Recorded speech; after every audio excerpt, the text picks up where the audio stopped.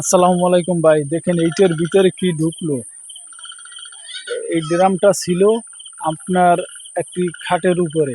হঠাৎ করে দেখি ড্রামটার ভিতরে বয়রক্ত হয়ে যায়।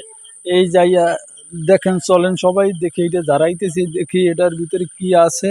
আমিও জানি না, আমার অনেক ভয় করতে আছে।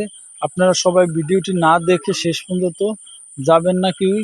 দেখেন, ওই শুধু হবাইকাল লেজুর চিনেইতে ল্যাস দেখতে আছি। দেখেন যে ওটার ভিতরে কি হতে পারে। ওই দেখেন বস্তা সে একবারে ঠেললে উঠেইতেছে উপরে। চলেন, ওই ওই শালায় মনে কয় ইঁদুর হবে। বড় আকর্ষণের একটি ইঁদুর দেখা যাচ্ছে।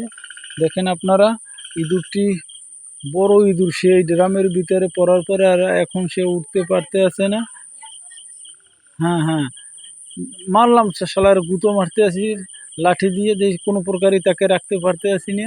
সে এখান থেকে ওই মাথায় যায়, ওই মাথা থেকে এই মাথায় কী রকমের করতে আছে। দেখেন আপনারা, ভিডিওটি অবশ্যই আপনাদের ভালো লাগবে, কিন্তু অবশ্যই না দেখে কেউ ভিডিওটি চলে যাবেন না।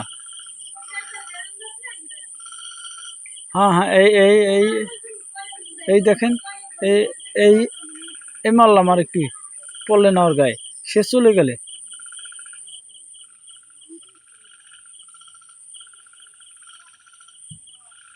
এই এই এই না, এরকমের তারে করা যাবে না। তারে একবার বস্তা বা মুখ আটকাইয়া তারপরে ওখান থেকে বের করতে হবে।